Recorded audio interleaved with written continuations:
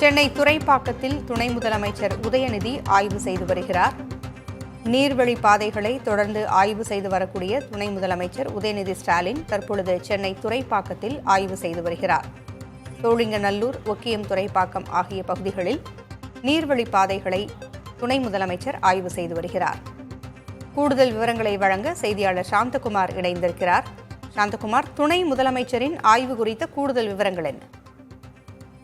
பூங்குழலி, சென்னை துறைப்பாக்கம் அடுத்திருக்கக்கூடிய அந்த காரப்பாக்கம் பகுதியில இருக்கக்கூடிய அந்த ஒக்கியம் மடுகு பகுதியில் துணை முதலமைச்சர் உதயநிதி ஸ்டாலின் அவர்கள் ஆய்வு மேற்கொண்டு அதிகாரிகளிடம் இந்த நீர் செல்லக்கூடிய அந்த வழித்தடம் குறித்தும் இங்கு இருக்கக்கூடிய தண்ணீரை வேகமாக அப்புறப்படுத்தக்கூடிய இந்த நடவடிக்கைகளை எவ்வாறு ஈடுபடுகிறது உள்ளிட்ட பல்வேறு கேள்விகளை எழுப்பி அதுக்கான பதிலை கேட்டுப்பட்டார். அப்பொழுது அங்கு இருக்கக்கூடிய அதிகாரிகள் இந்த வரைபடத்தை காண்பித்து இந்த தண்ணீர் வழித்தடத்தை அகலப்படுத்த உள்ளதாகவும், மேலும் அதிக அளவிலான தண்ணீர் மழை பொழிவு நேரும் போது இந்த பல்வேறு ஏரிகளிலிருந்து வரக்கூடிய இந்த தண்ணீர் இந்த பகுதியை கடந்து சென்றுதான் இந்த சதுப்பு நிலத்தை அடைவதும், அதே போல கடல் முகத்துவாரத்தில் சென்று இந்த கடலில் கலப்பதற்கான வழியை ஏற்படுத்தி இருக்கிறார்கள். அதை அகலப்படுத்தி தற்பொழுது அதற்கான பணிகளும், ஆகாய தாமரை அகற்றுவதற்கான பணிகளும் 5 பொக்லைன் இயந்திரத்தை வைத்து நடந்து கொண்டிருப்பதாக அதிகாரிகள் துணை முதல்வரிடம் எடுத்துரைத்தனர்.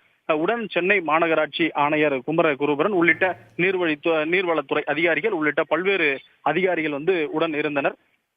செய்தியாளர் சந்திப்பில் கடந்த முறை பெருமளவு பாதிக்கப்பட்ட பல்வேறு பகுதிகளும் இந்த முறை எந்தவித பாதிப்பையும் சந்திக்காத வகையில் உரிய நடவடிக்கைகளை அரசு எடுத்திருப்பதாக துணை முதலமைச்சர் உதயநிதி ஸ்டாலின் பத்திரிகையாளர் சந்திப்பில் தெரிவித்திருக்கிறார். பொங்குழலி, தகவல்களை வழங்கியமைக்கு நன்றி சாந்தகுமார். சென்னையில் துறைப்பாக்கத்தில் துணை முதலமைச்சர் உதயநிதி நீர்வழி பாதைகளை ஆய்வு செய்து வருகிறார். அங்கு இருக்கக்கூடிய ஆக்கிரமிப்புகள் மற்றும் இருக்கின்ற அந்த ஆகாய தாமரைகளை எல்லாம் அகற்ற வேண்டும் என்று அதிகாரிகளுக்கு உத்தரவிட்டதை அடுத்து அங்கு அந்த பணிகள் எல்லாம் நடைபெற்று வருகின்றன. அந்த பணிகளை துணை முதலமைச்சர் உதயநிதி ஆய்வு செய்து வருகிறார்.